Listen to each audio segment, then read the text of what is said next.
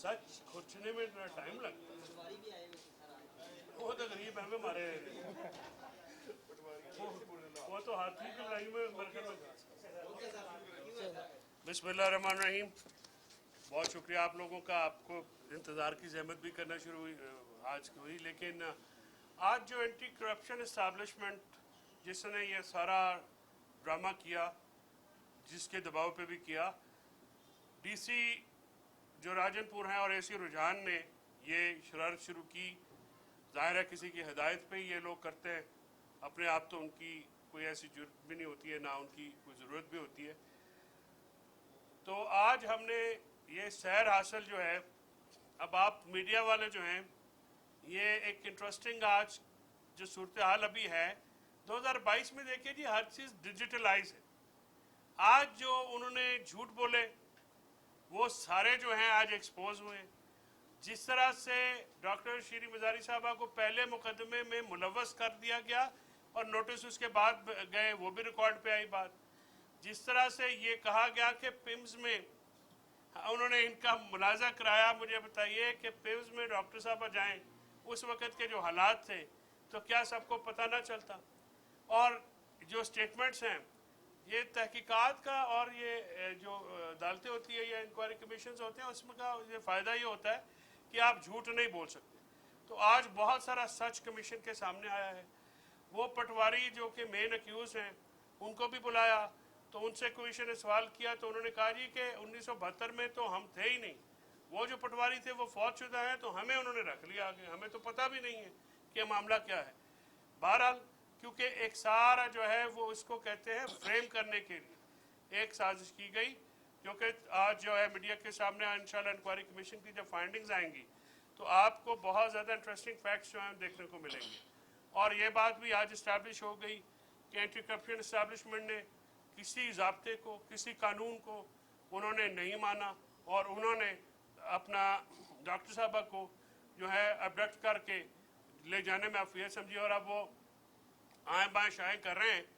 और वो आज बहुत एक कॉम्प्रिहेंसिवली जो है डिटेल्ड, अब हमारी बात हुई अभी जो है लंबी, आपको पता है 3-4 घंटे की लंबी प्रोसीडिंग्स हैं आज हुई हैं, जिसमें बहुत सारा सच निकल के आया है।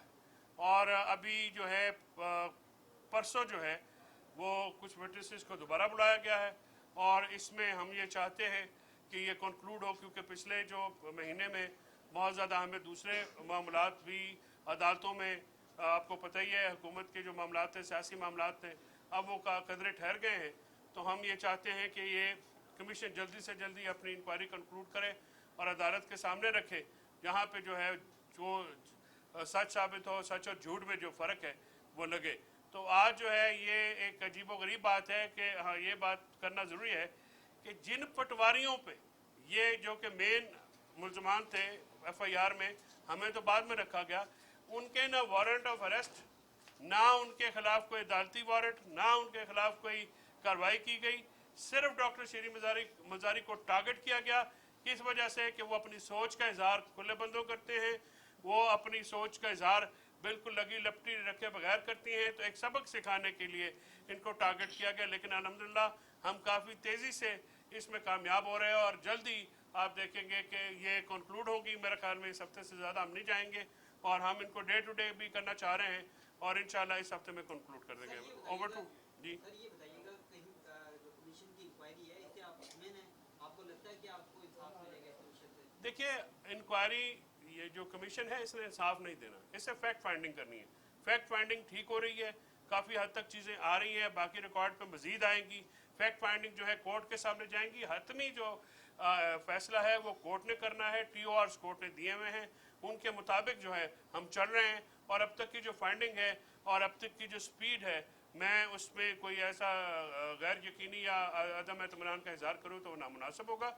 हमारा ख्याल है कि जो कमीशन में जो चीज़ें हैं वो ठीक जा रही हैं, ठीक समत में जा रही हैं, और आगे जाके इसमें मज़ीद चीज़ों की ज़रूरत होगी तो वो भी हम इस पर रिकॉर्ड पर ज़रूर लेके आएंगे।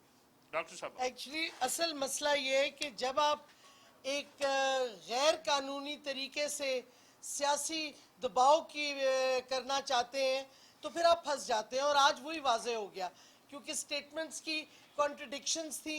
जो 4 मेंबर अरेस्ट पार्टी थी, اور اصل سوال ابھی ایک نہیں ہم نے ٹچ کیا کہ وہ جو 4 لوگ D G Khan anti corruption سے آئے تھے جنہوں نے مجھے کڈنیپ کیا اور لے گئے، تو وہ کون تھے جنہوں نے پولیس یونیفارم نہیں تھا جنہوں نے میری گاڑی اور ڈرائیور کو اور فون کو لیا، میرے ہاتھ سے جو چھینا؟ وہ تو ابھی ایک علیحدہ کہانی ہے جو میں امید رکھتی ہوں کسی وقت نکلے گی.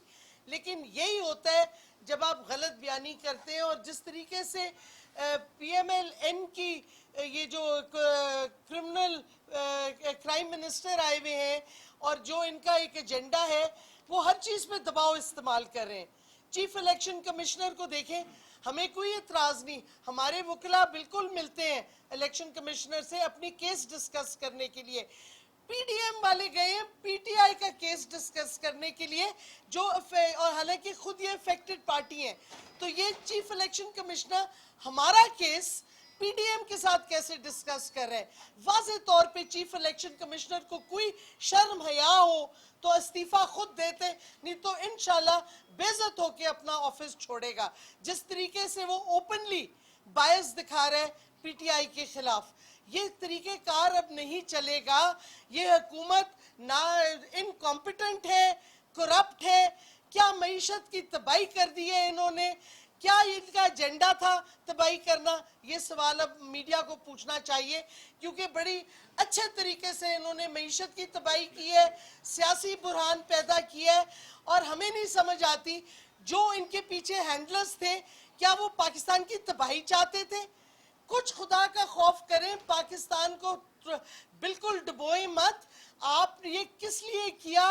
آپ اس کو ریکٹیفائی کریں، کیونکہ اگر یہی نان ریپرزینٹیو امپورٹڈ حکومت رہے گی تو پھر کیا کہتے ہیں پاکستان کی تباہی بڑھتی جائے گی اور آپ امریکہ کی غلامی کے آسانی سے آ جائیں گے. مطلب ہے جس طریقے سے ان کی تو کوئی بات ہی نہیں سنتا، یہ کس سے پیسے مانگیں، پھر کن سے یہ باتیں کرواتے ہیں، جونیئر آفیسرز کو پاکستان کا سٹیچر انڈرمائن کرتے ہیں. یہ ساری چیزیں ہو رہی ہیں اور کوئی آپ کو ایک چیز نظر آئے جس میں کوئی بہتری ہوئی ہے؟ بالکل نہیں ہوئی.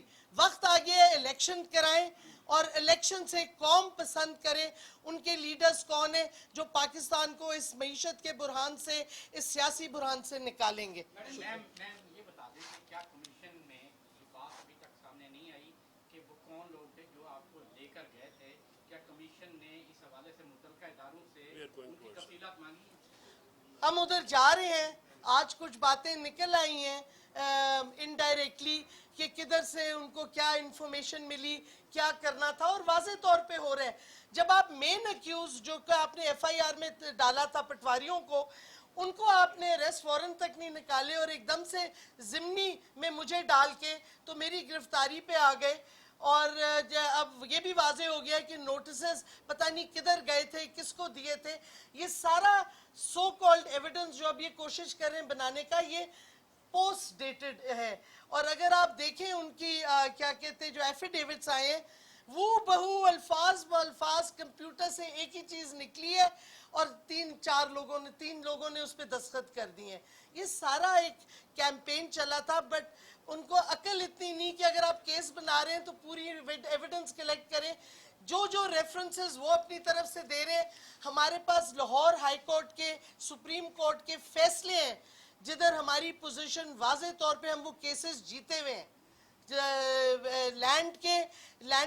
فیڈرل لینڈ کمیشن کے خلاف سارے کیسز ہم جیتے ہوئے ہیں.